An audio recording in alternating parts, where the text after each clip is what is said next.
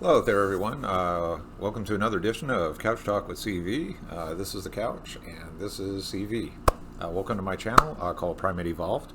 I also have a site called primateevolved.com where I have the written blog versions of my Couch Talk CV series here, and of course, these are the video versions of the blogs.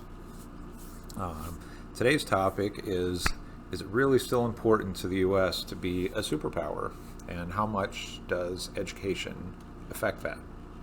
Before we dive in real quick here, too, feel free to leave comments below. Of course, you're definitely welcome to like and subscribe to this channel. It's a fairly new channel here, so I'm just starting to grow it here and get into the groove. But definitely welcome your comments. I just ask that because this channel does deal with some pretty heavy topics, usually pretty heavily debatable topics. Or heavily debated topics, I should say. Please keep your comments as civil as possible. So let's go ahead and dive in here. Again, topic is really still important to the U.S. to be a superpower, and how much does education affect that? So the Industrial Revolution in the 20th century was a golden child for catapulting the U.S. into superpower stardom. War, despite being the worst, most tragic consequence of humans working against each other instead of with each other, also has had a big role to play in humanity. Namely, it pushed the U.S. into aggressively innovating and mass-producing several advancements in electricity, electronic communication, medical care, machinery and automation, scientific theories, complex computing, and tying it all up with the birth of information technology in the almost surreal digital world in which we now live. The 20th century also produced major advances in social sciences, humanities, arts, and a whole host of political, social, and religious ideologies that we still contend with to this day. After all, we humans are not only the product of biological evolution, but also sociological evolution. Call it the most grand, the most chaotic game of intellectual tug-of-war that we have ever played.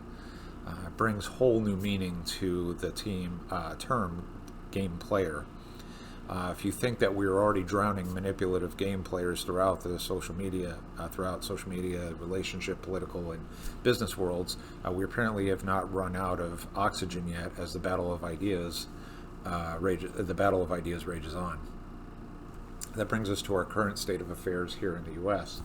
What the hell do we exactly want for our country? If you're more conservative leaning, particularly in its current form, you want small government, or rather broad interpretation of the Constitution. The Second Amendment, for example, has gone from the right to keep and bear arms and have a well-regulated militia to, go ahead and see what happens if you try to take my 30 AR-15s.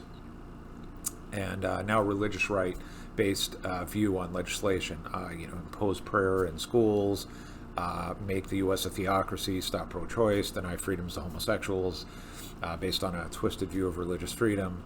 In other words, the right has largely become the radical right. However, the left are not getting a get-out-of-jail-free card either. If you're more left-leaning, sure, you want healthcare and education for all, fair distribution of wealth, and equal opportunity for men and women. However, a growing number of the left also want to regulate speech according to whatever they choose to perceive as hate speech, force a wide range of gender pronouns in everyday conversation, and fallaciously rewrite U.S. history as an oppressive, tyrannical government. Meanwhile, the left has substantially grown into a radical left. So for a moment, let's say the right pushes aside their guns, God, and glory rhetoric for a minute, and the left puts down their college textbooks on Marxism and the oppression of women, and the rash of identity politics rhetoric for a minute. Again, what exactly do we want for our country? What is it that we all have in common? We can all agree that healthcare is important, no. We can all agree that education is important, no. We can all agree that our personal safety and human rights are important, no. We can all agree that being a society that works constructively and reasonably progressively together produces a better society, no. We can all agree that we, the world, in the world have become exponentially more interconnected within the past generation? No. And we can all agree that the U.S. is primarily a land of immigrants? No. We can all agree that other first world countries are investing in economical, political, environmental, and sociological innovations that appear to be providing much more value than harm to those societies? No. We can all agree that developing countries such as India and China are fast becoming their own superpowers and have severely shaken the competitive edge here in the U.S., even if some of their tactics have come into question? No.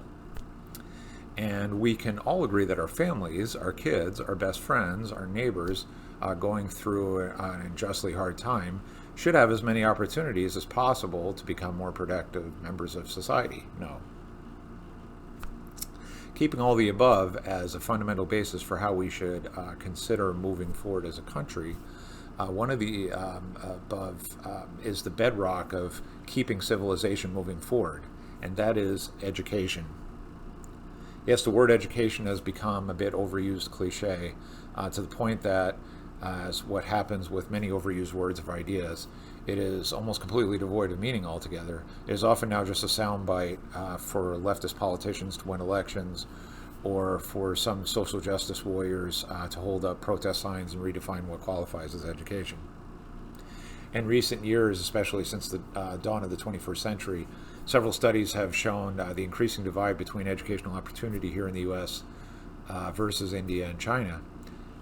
Namely, India and China have been producing 4 to 5 times the number of college graduates as here in the U.S., and many of those college graduates are in STEM, have degrees in STEM fields. That's science, technology, engineering, mathematics, etc. Meanwhile, during my own studies over the years, and after having been a bit blown away by the enormous difference in output between India and China versus the U.S., I conducted some of my own surveys to see what career fields have interested the average 18 to 25-year-old American. And almost unfailingly, I've heard the following top three choices: crime scene investigator, CSI, forensics, psychology, or game programming. While fields such as psychology is integral to human development and progress, I've had to ask many parents and their 18 to 20-something-year-old kids these questions. Exactly how many homicidal maniacs do we have running around the U.S. that we need a flood of CSI experts, dusting for fingerprints and profiling serial killers? And though video games, PC, console, phone apps, etc., have exploded in popularity within the past 20 plus years, do we also really need a flood of game programmers? Sure, it's important to encourage kids to find their paths in life, which profession really calls out to them, and which they must passionately pursue. However, as automation continues to replace manufacturing jobs and will eventually eliminate practically all of them, as some industries of yesteryear continue to become a thing of the past, and unfortunately force many families into uncertain futures. As careers in technology continue to expand out in just about every form of business imaginable, and as the need for continuous innovation in all fields becomes more and more demanding, the more that an education in a STEM field, again that's science, technology, engineering, medicine, field will become highly necessary. Yes, many general labor jobs are not going away anytime soon. But the world is moving away from them, slowly but quite surely. So that leaves us with a huge gap in how we are preparing the future versus how other countries developing and first world are preparing. Do we continue to fight to bring back manufacturing jobs? Do we continue to pour out money and energy into resources and professions that are getting close to their expiration date? How important are STEM fields to us as a nation? And yes, contrary to the people out there who say, when am I ever going to use algebra again in my life? Math, including algebra, has had a crucial role in engineering a more advanced society. Therefore, we must move past the mentality of, I'm never going to use fill in the blank ever again in my life. That's not to say that everyone must be a mathematician, but it is to say that we still do need mathematicians. Granted, India and China, for example, each have a population that is 3 to 4 times larger than here in the U.S., so that can skew the statistics somewhat. But the point here is that even if India had the same population as the U.S., the percentage of STEM graduates would still be far superior to the percentage in the U.S. Now, how do we get our fellow Americans excited about science, engineering, technology, mathematics? Don't we usually fall asleep during those classes in high school and in college? Isn't it more exciting to be a game programmer where most of your life involves being hyper-stimulated with nearly indescribable CGI landscapes, worlds, and creatures? Who doesn't want to live in an eternal virtual reality where you're jacked full of muscles and spend your days annihilating aliens and zombies? Yes, your everyday application or database developer in the world of IT, for example, does not exactly have a swashbuckling adventure of a job.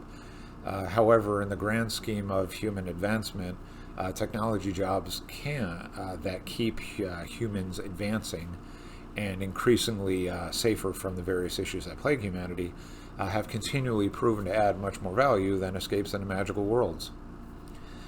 Believe me, I love a good escape from reality too, but that doesn't eliminate reality. Reality still waits for us from the moment we wake up to when we go to sleep. Perhaps a better question is this: what kind of reality do we really want to create for our country? Do we want one where we just continue fighting over ideologies day in and day out, or do we truly want to move into a much better future where we not only continue to produce more conveniences, but eventually eliminate being semi-slaves to a disproportionate education system, which is counterproductively shrinking our status as a superpower? What do you want? Thanks for watching.